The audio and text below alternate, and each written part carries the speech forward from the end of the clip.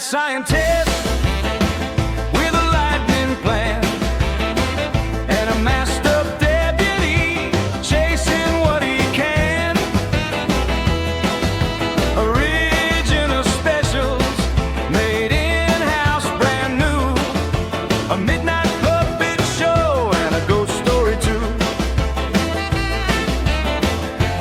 Every room goes quiet. The set begins to smile. Lean in, ting the television, ting the television, ting the television, television. Scares and stars at night, mystery in black and white. Ting the television, ting the television. Whoa.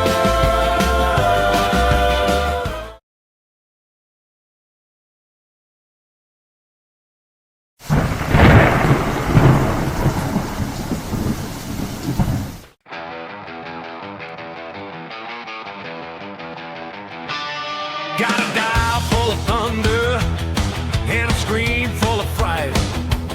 Tingler Television Network comes alive tonight. From the tower on the hill where the black clouds spin, you can hear that signal crawling. Let the monster in. Hear that hum, hear that roar. Something's banging on the floor. I said turn it up some more. Tingler TV, Tingler TV. It's rolling back at me. Tingler TV, don't change that frequency. Tingler TV. Have you ever heard of somebody who abducts little boys? Room below's got some horrible smells. We don't want to go in there.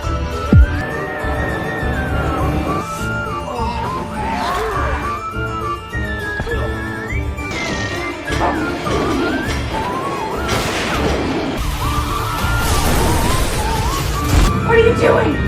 Complimentary room service.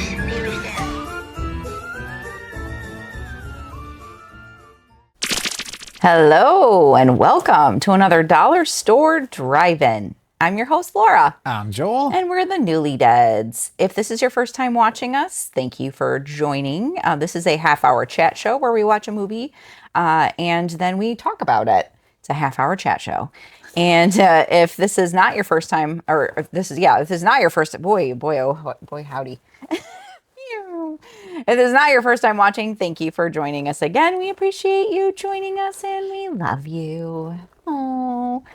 But again, if this is your first time watching, or if you want to find more information about us, you can find that information on our website.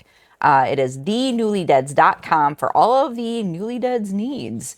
On that site, you're going to find information about this show. You'll find information about other things that we do. So both of us are artists, and we do a market every year that we attend. It's called the Witches Market. It's the first weekend in October. It's put on by Wolf Hollow Events, and it's located here in Belvedere, Illinois. We're located in Rockford, Illinois.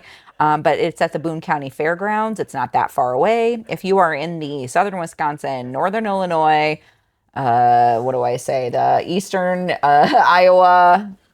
The cheese belt. The cheese belt. Yeah. If you're in that sort of vicinity, or even in Indiana, that's not that far. We highly recommend coming. Over 150 plus vendors attend that, and we'll be there talking about our stuff and selling our wares. So, but that's not why we're here. We're here to talk about a movie that we've watched. There are some criteria for the shows that we watch.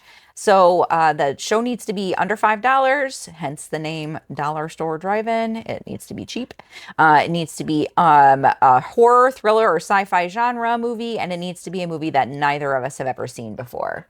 This week's a little questionable because I feel like I've seen this movie before, but it may be that I saw some clips from it. I'm not entirely sure, but She did say that quite a bit as we were yeah, watching. it felt very familiar. So I feel like I've seen it maybe with someone else. I mean, it is a tale as old as time. It is a tale as old as time.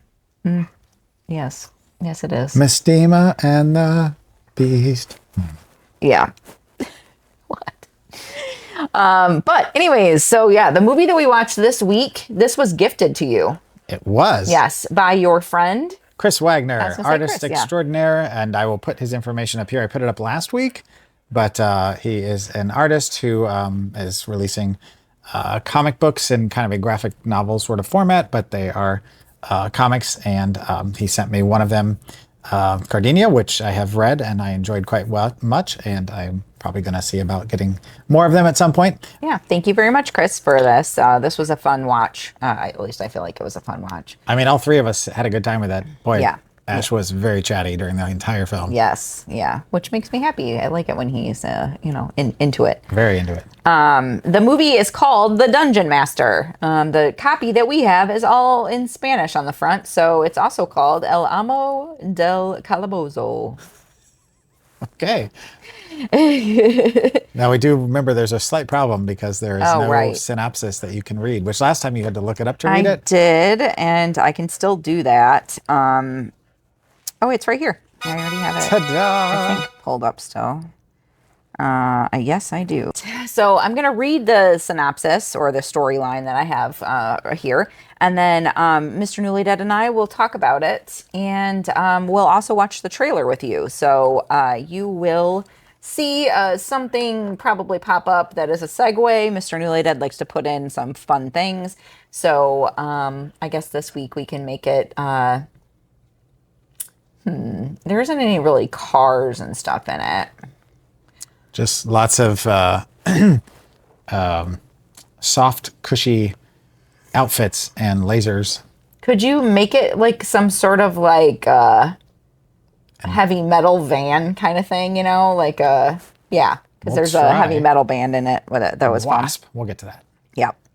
All right, so I'm going to read the synopsis, and then we will get on with the talk-ins. So Paul, a computer whiz who spends more time with his machine than with his girlfriend, finds that he's been chosen as a worthy opponent for Mistima, an evil wizard who has spent centuries searching for a challenging foe. After his computer changed into a wristband weapon, Paul battles with a variety of monsters before finally coming face to face with the ultimate adversary. I mean, Mistima was there the whole time, so is that the ultimate adversary? Or I guess. Was it, him the entire time? There's some fun quotes on here.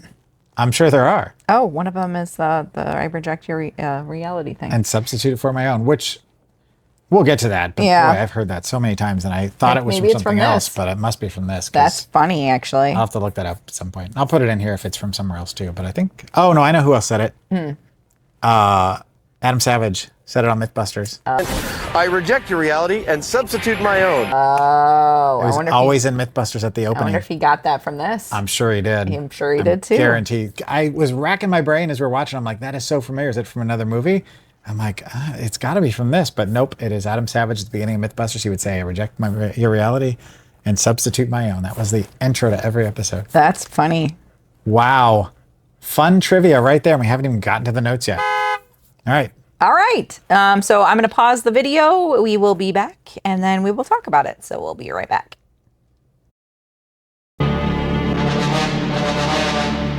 He is a warrior in a wasteland without mercy. It's the little guy. He has survived where countless others have died. Good shot, huh? He has destroyed all that would kill him. Out of control!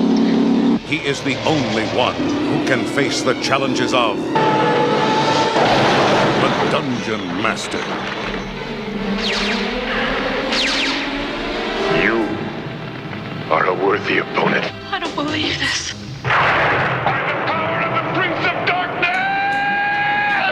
I dub thee Excalibur. Stupid. Discover the secret of the Statue of Stone.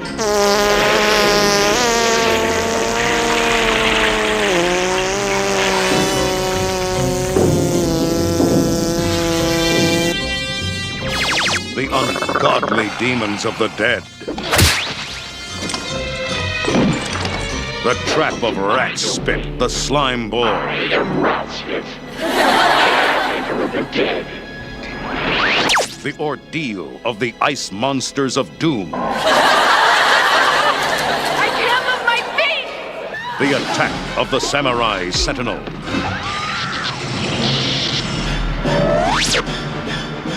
The treachery of the monster of good and evil.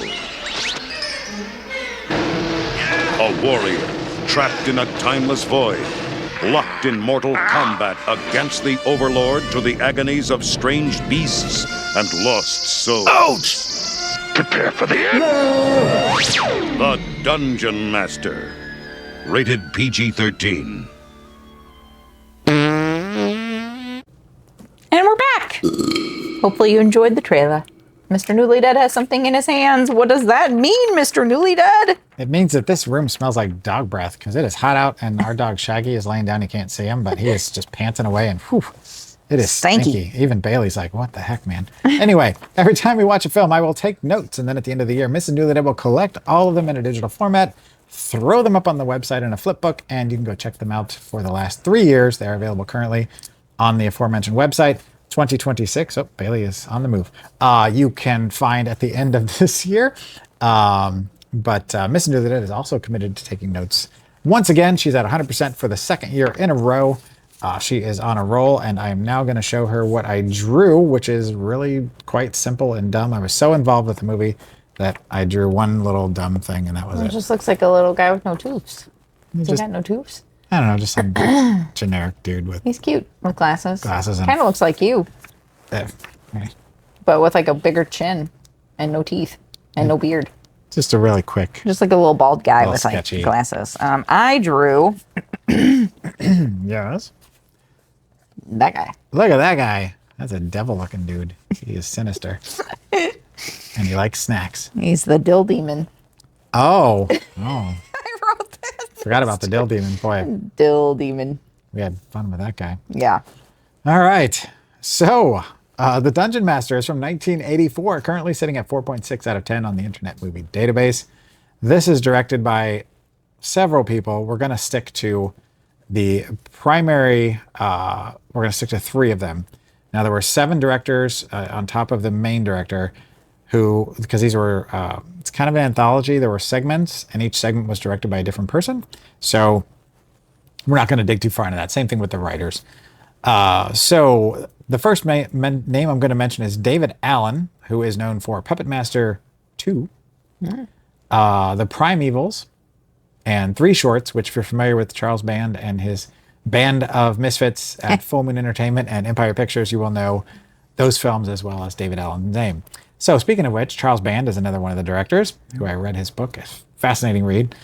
He's got another one coming out, actually. But he directed Trancers, which was a franchise. The Ginger Dead Man, which was a franchise. Can't catch me. Head of the Family, which is one of his favorites, actually. It didn't spawn a franchise, but whenever he talks about his favorite films that he's put out so far, Head of the Family is one of them. Crash, exclamation point, which is, I think, his earliest film. It was a driving picture. Parasite, not the Boon Jung-ho film, but the other one. Yeah. And Prehysteria, his first foray into kids' movies. And it also has an exclamation point. Then I had to mention John Carl Buchler, or I think that's how you say his last name. He primarily, in my mind, is a special effects artist, but he also is an actor, a writer, and a director. He is known for Troll, the first one, not the second one. Cellar Dweller, which Laura and I watched not that long ago. I like that name. Friday the 13th, The New Blood. That is part 7. He did the special effects on that one, and that is the one that probably most people are most passionately in love with, the special effects for the Jason design for that film.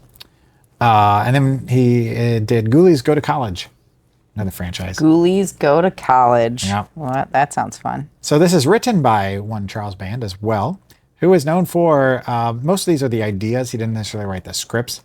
Puppet Master, of course, the kind of the tent pole Heck of yeah. the full moon. That is my family's. I don't know. What would you say? Like that's their jam. They bought me for Christmas one year a Puppet Master NECA figure pack, which included Blade and I think Pinhead were the two that were in the pack. Then Doll Man, which spawned a franchise with Tim Thomerson. Demonic Toys, which had a crossover with Doll Man. Oh yeah, I've seen that. Robot Wars, which we also watched when we watched that Empire box set.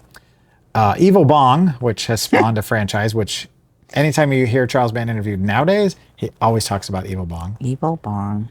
And Dr. Mordred, which was his version of Doctor Strange with Jeffrey Combs. Nice. Because he couldn't get the rights to Doctor Strange. And then finally, Alan J. Adler, I'll mention, I'm not going into all 7 of the writers, who did something called Challenge, which was a challenge. Parasite, which we mentioned previously. The Concrete Jungle. The Alchemist. Metal Storm, which is, if you've ever looked that up, it's exactly what you think it is. And a bunch of TV. So the stars, Jeffrey Bryan as our lead, who was in Falling Down. Michael Douglas. I Want My That's Breakfast. my brother's favorite. That's a good one. He was in the 2009 Star Trek, the Kelvin timeline. Curse of the Reanimator, which was the 3rd in the series, I believe.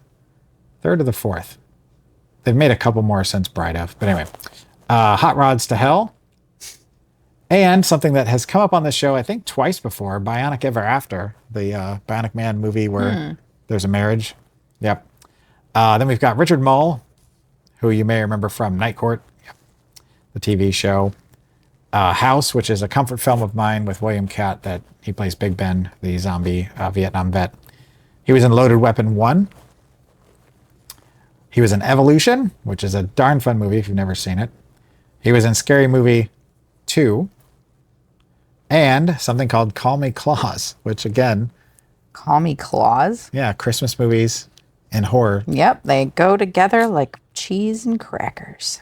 We've got Leslie Wing in our lead actress role, who was in High School Musical 1, 2, and 3. Wow. She was the mom, I believe, of Troy, maybe. She was in Ghost Warrior. She was in Asteroid, which is not like hemorrhoids. She was in Strangeland, one of my least favorite films, with the Dee Snider horror movie, which... and she was in The Frighteners, which... Yeah, you didn't like that. I did not. Which, The Frighteners is one of, like... You did like Frighteners, didn't It's you? an amazing... Yeah, it's Peter Jackson and Michael J. Fox. It is just... If you've never seen it, it's so underrated. And then finally, Gina Calabrese, who was in Going All the Way, which... one of those teen sex comedies from the 70s. Or, I'm sorry, 80s. The Vals, which... V-A-L-S, not Vows, which I thought was an interesting title. Pirates from 1986, not the adult film. Intimate Encounters, which is kind of an adult film. Vicious Lips, which is also kind of an adult film. And Playboy Bedtime Stories, which is definitely an adult film. Oh, but yeah. So That's funny. I think she might have been the opener of the film. I'm guessing she. Oh, that makes sense. Yes. Because, she'd already been down that road. Yes. So at this point, my lovely wife turns to me and she says... What'd you think? So let's do this. So Chris, when he was talking about this film, he was confusing it with Evil Speak, the Clint Howard movie, I believe is what he had told me. But, when he was watching it, he was expecting it to be, kind of this Dungeon Master thing, like to be kind of an adventure story. But then he's like, there was so much nudity. And then I was like, really? And then we started watching it. And not even 3 minutes into the film, we got, Full on bush. Like no bush. Just No, there was. Oh, there was bush, You yeah. went to the rest. You stepped to go get a sweater. 'cause I it's did. cold in here. Yes. And when she came back, I was like, we just You saw missed the Beebs. everything. Yeah, Jerry Mathers was there. It also had the alternate title credits. Instead of saying The Dungeon Master, it said Rage War, which It's an alternate. is a strange title for this film. It's an alternate. I know, but it's a strange The title. European version. But it's strange. It is, Like, yes. What is, I mean, Mestima is a little upset, but I wouldn't say he's rageful. And there's not really a war. There's just like little skirmishes. So Yeah. It's an odd It's, choice. yeah, like a anthology kind of thing, the way that it plays out. And it feels very contemporary because the whole storyline revolves around the main character who has a pair of glasses, and every time he like touches this side of it here or one of the other sides, he talks to an AI voice that is super robotic, and she tells him, like he goes running. She tells him, how fast he did, and she tells him about things he needs to know with the weather or the house, and it's just It's like Alexa. yeah, it's like a precursor to like Alexa or an at-home sort of thing. Or like Siri. Or yeah, Yeah. the only thing that she didn't tell him was that his shorts were way too small, and I'm surprised things didn't It's true. bobble out when he was running. Her name was Callie, and his girlfriend slash soon-to-be fiance did not like Callie very much. No. She's like, "You are in love with your AI more than you are with me." Then there's these like weird sci-fi dreams with lots of nudity. Like I said, from the get-go, you're like, "What the heck is going on?" Richard Band did the music, which was obvious from the get-go because if it's a Charles Band movie, you got to have Richard involved. And then you get into the real storyline because he gets pulled into this alternate like dimension by Mestima, who is sort of the devil. Kinda. No, I don't think he's the devil. I think he's like part of them though. He's like a demon, like a Yeah. like an underworld something. Because he starts like summoning other demons, and some of the demon names we actually like recognize. Well, a lot of Like them we did. Abaddon. I'm pretty sure Abaddon. He said Baal. He said I want to say he said even Beetlejuice. He said at least 4, possibly 5. And Abaddon was when I finally clicked. Like I'm like, We've these been sound watching. familiar. Well, we've been watching. What is the show with Abaddon on it? Do you remember? It's the haunted hotel. Oh yeah, Yeah, Abaddon is a main Abaddon character. is like trapped in like the body of a little boy, and they call him Abby, but like his name's Abaddon, and That's right. he's that demon, He which is really funny. Yeah, But so this guy is like, look, I'm gonna give you this suit, which is this like weird cloth armor suit thing with instead of his glasses, he's got this wristband that he can push buttons on it and it'll do things, which like primarily shoot lasers. all it does is shoot Pew, lasers. pew, pew, pew, pew.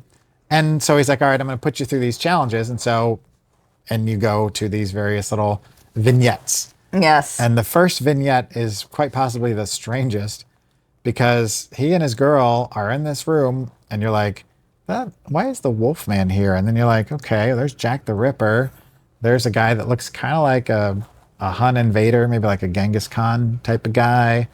And then there's like a Zulu warrior, like, okay. And then you're like, okay, there's just like this random collection of bad people is what they were calling them. But then randomly there's Albert Einstein sitting in a throne of ice holding a crystal. Yeah. And nobody's told our hero that he's got to do anything with the crystal, but he somehow knows that he's got to get the crystal from Albert Einstein to then blow up things. But before he can do that, he gets sucked down into a quick snow pit. And it jettisons down this tube and it takes him, he has to climb back out to get back to the room. Like it doesn't get rid of him entirely, it just makes it annoying. And the room heats up and all of a sudden everybody comes back to life except Albert Einstein for some reason. Mm-hmm. And the guy's like, now you've got to face all the worst villains from history. The Wolfman and a mummy, Jack the Ripper. How do these are not all real characters. Right. And of course, what was it? Your comment was that Jack the Ripper gets unfrozen and the first thing he wants to do is kill somebody. Yeah. Like, okay. So yeah, Albert Einstein doesn't wake up because I guess he's not a villain, but they blow it up and you move on and you know that this is what you're in for. So you start going through these weird stories. Dimensions. Yes. They're different dimensions. One of the quotes that Mestima did was, I'm going to kill you in an alternate reality or something like that, or future reality. Yeah, it was funny. It was a strange, because everybody, like, there was different writers and different directors, so everybody had like, in a future reality I shall destroy you.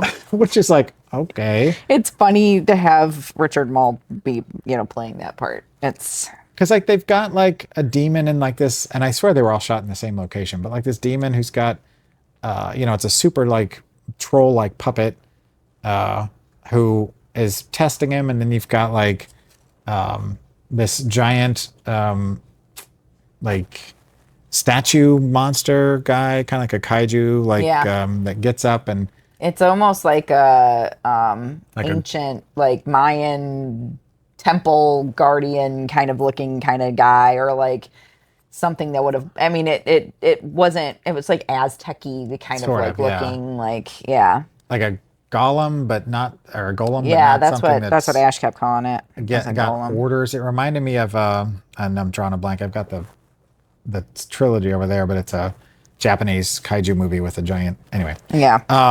But then all of a sudden he gets sent to a Wasp concert. And Blackie Lawless has got his girl on a rack, and the song is called Torture, I believe, if I remember correctly. And he's singing about torturing her to an audience of people, and he's supposed to try and save her. And so he has to defeat Blackie Lawless from Wasp, which was an odd choice. But it happened. It's a thing that we saw. Yeah, he's like, oh, you like music? Well, I'm going to put you into this torturous chamber of, and it was a rock concert. And it was Okay. silly. And of course they get out. I thought it was funny that my kid Ash called the gauntlet on his arm the MacGuffinator. Yeah. Because it could pretty much do whatever you needed it to do. And it mostly shot out lasers. And the lasers pretty much took care of everything that Mystima, which was like, okay. And Mystima insisted on calling this guy Excalibrate, which was the name of the robot. Yeah, from the actual reality. It was just such a simple plot. It was almost too simple. Yeah. I mean, I get where they were kind of coming from, like the idea behind it, but then he gets put into like modern day, and like she's like her in her normal real life, like she's a dancer. She's going to like try out. There's a guy that's trying to kill her. It's like a serial killer or something. And like meanwhile, a slasher. Yeah, and it's like a giallo slasher or something. And our hero is like being chased by the cops because they think, I guess, he's a bad guy. I don't know. It was weird. And then they get transported to the future, which I think is maybe where your quote came from. And all of a sudden it's like Mad Max meets Megaforce. And so he's got to battle these mutants in the future and drive around these weird looking cars, and there's an explosion, which is probably the biggest part of the budget other than the... Right. I did say sploded. Yeah. I said She said sploded. I also wrote pow right in the kisser. Ahimsa. I don't know what ahimsa was. I don't remember Lasers, lava. There was lots of things like that in there, like lots of lasers, lots of lava. Well, and one of the weird things that I just remembered as I'm looking at my notes here is, we think that Mystima is a demon, but he at one point talks about how he used to be a little boy, and he, grew up and he had this harsh time being a little kid growing up, but now he's a demon. Like I said, he's a dick. That's essentially what he was. He was just a giant poop head. Poop head. Which, spoiler alert, we're going to ruin the movie here, but in the end, Mystima gets killed by getting dumped in lava, right? Like, yep. And that's why I said lava. And that's it. That's the end for Mystima, and all of a sudden, that was easy. He's back to reality. And if you're a demon, wouldn't you think that you'd be impervious to heat? You'd think so. Now, refresh my memory, because I'm trying to remember. Like, did he go back to like his regular reality after Mystima fell into the lava? Yes. And then he realized that he loves his girlfriend more than he loves his robot. Callie. And, fell in love with her again and asked her to marry him. Again. Because she was like, at first she's like, I'm not going to marry you. You're more in love with Callie than you are with me, blah, blah, whatever. Yeah. And then Excalibrate. Credits. Joel like saying and credits. we're like, what? Yeah. What? Like, well, that was the end. We're like, Chris, what did you do? You found the perfect movie. Yeah. Because it really was just like exactly what we're always kind of looking for. Like, it's just weird enough to be entertaining, just bad enough to be, something that we can have fun talking about. but It's not so much definitely- that yeah. I regretted it. It's definitely one that you could watch, like, the Mystery Science, theater, that kind of thing. Like, people would make fun of. Or if there was a commentary track, Oh, which yeah. I think that there is an American release of this, which has some extra stuff on it. So it'd be interesting to hear Charles talk about it if he's on the commentary track, or maybe, one of the other people involved with it. Because I have a feeling there's a story behind why they chose Yeah. the method that they chose. But What did you have for the rating on it? it was 4.6 out of 10 on the Yeah. movie database. Yeah. Which is funny because, like, if you look at some of the comments and stuff on IMDb, especially, like, one of them's like, there's no words to describe how laughably bad this movie is. It's dreadful. And then the next person's like, oh, come on, 2.5 out of 10. So there must be people watching it and, like, trying to get it raised up, because this person that did theirs said, really, it's not that bad for what I'd like to call, along with Eliminators, a proto video game movie. So, like, I just think it's funny. Like, they're all over the board on this, with like the ratings and stuff. But yeah, it must have gone up, It over feels time. very timely. And say what you will about Charles Band, he has a legion of followers because he's got, through Full Moon Entertainment, like through his site, he releases, special edition, like full-size puppets for the Puppet Master series that sell out immediately. They're like $500. Oh yeah. And like they're gone. And like as soon as he's like, okay, we got a new batch of, whatever, and he does a limited run, or he does box sets, and he does like all, and people, I mean, I bought his book, he's got people that just are ravenous. And so you're going to have people that I'm sure are trying to push it up, because it's kind of like, who's the other one that we're always talking about that, say what you will about the movie, they're always entertaining, like no matter what. Like, Oh, well, like Uncle Lloydie. a little Trauma. I'm a Trauma fan. Yeah. So, no matter how bad you think it is, it's never dull. It's always entertaining. Yeah. And you can say that for a lot of stuff, but I feel like Full Moon is, sometimes they're a little slow, like the original Puppet Master's a little slow, but then you watch The Littlest Reich that we did an episode on. So funny. Holy crap, that was entertaining. Yeah. I was not expecting anything, and I left going, wow, why is this not like That was a good one. more love for this movie? Because it was nuts. Anyway, Yeah. that's it. All right. So, what are your final thoughts? Oh yes, my final thoughts are, that was an incredibly disjointed mess of a thing we saw. I said, whoa. If you like weird retro sci-fi, then this one is for you. You just said, whoa. Whoa. That was your start. Whoa. And so the way that we rate these movies is not out of stars and stuff like that. We rate them out of dollars, because this is dollar store drive-in. So the most we ever pay for a movie is $5, but we get things gifted to us, so we can go way into the negative if we want somebody to actually pay us to watch this movie. Oh, that's never happened, but if you want to pay us to watch Yeah, the movie, but we'll do we've it, put I negative guess. amount on here. Like, if you ever want us to rewatch blah blah blah, you're gonna have to pay us $1 million. But that's not this one. So $5 or less. How much would you pay to rewatch this movie? $1.50. I said $1. Yeah, I will It's definitely definitely, $1. Yeah. since now this is part of the collection, it will definitely be rewatched at some point. Yeah. And like I said, I might have been but- playing loosey-goosey with our rules, because I didn't think I've seen this before, because obviously it's it's also in Spanish on the front, so I wasn't really familiar with it. And I see a lot of movies, and sometimes I see a lot of like old school films and stuff. So I do feel like that I probably had seen it at some point. Like, some of those scenes like seemed very familiar, very familiar. Plus, that cover shows Blackie Lawless as being like a main character. Right. And he's only in one short, like 5-minute scene. 2 seconds. Whereas, Richard Mall is the main. main bad guy, and he's there, but he's not the featured face. Agreed. So. Yep. All right. Well, and we're going to keep this. This is going on our shelf because it is a Blu-ray also. So Yep. Mr. Newlydead likes to collect Blu-rays, if you can't tell from back here.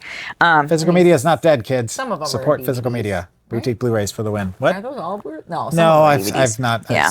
Either they're not available on Blu-ray, or I just am not going to replace them. But Right.